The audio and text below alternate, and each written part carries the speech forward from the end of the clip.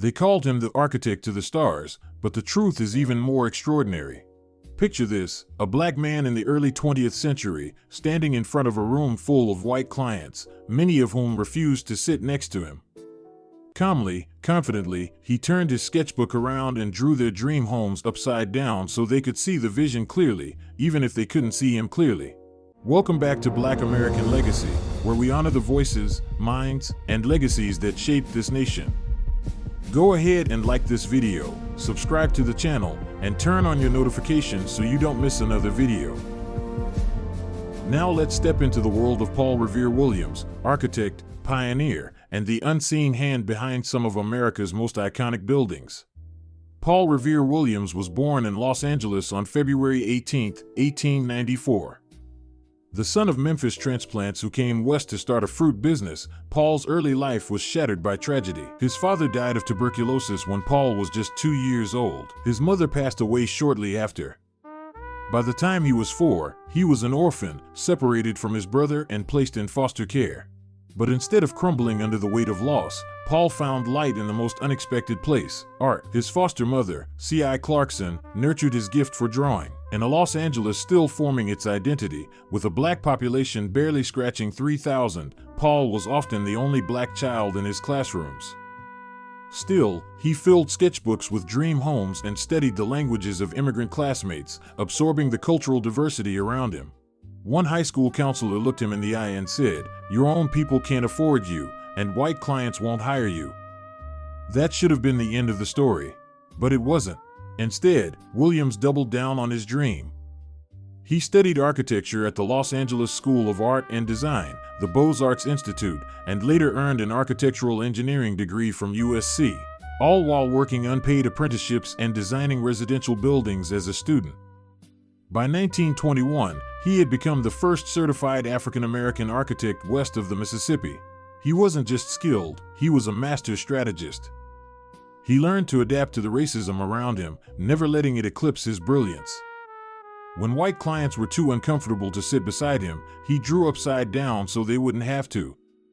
He clasped his hands behind his back during site visits, another calculated move to appear non-threatening yet poised. These weren't just gestures.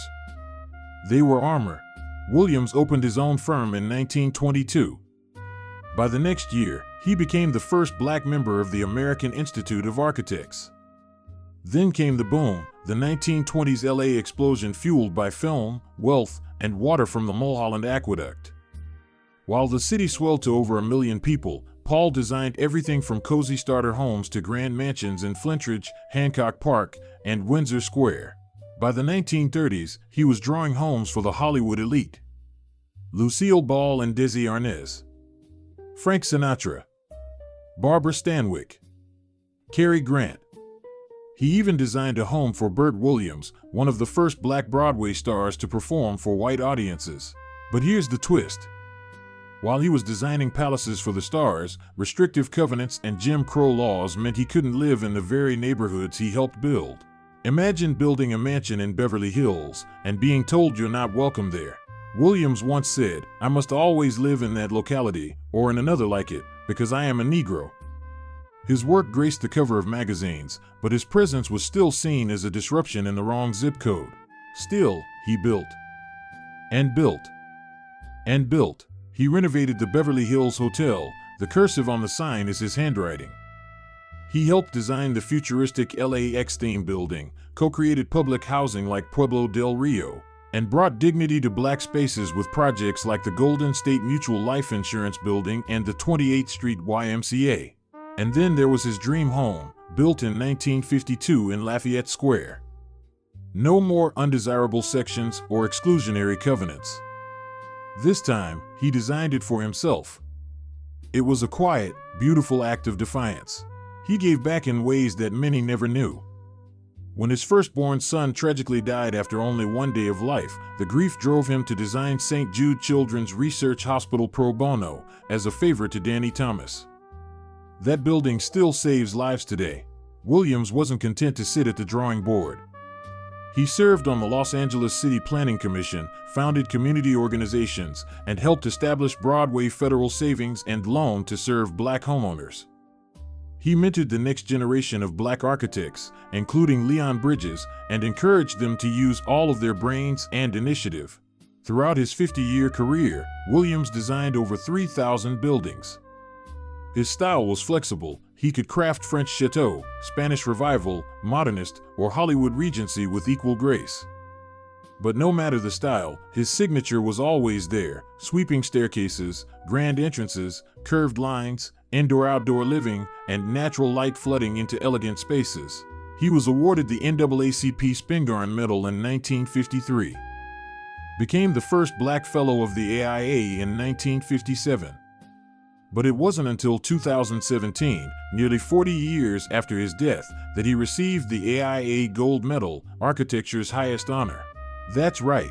One of the most prolific architects in American history had to wait 4 decades for the profession to fully recognize his genius. Paul Revere Williams died in 1980. He was 85, but his blueprints never faded.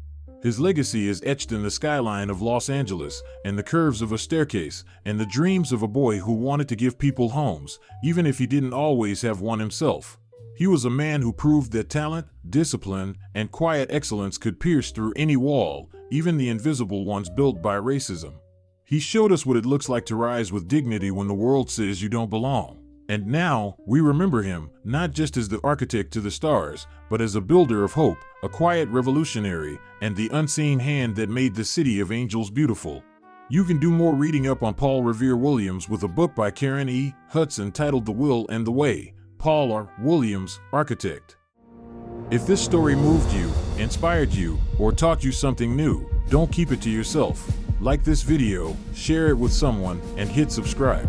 Here on Black American Legacy, we shine light on the stories that history books tried to forget. Until next time, keep honoring the Black American legacy and building your own.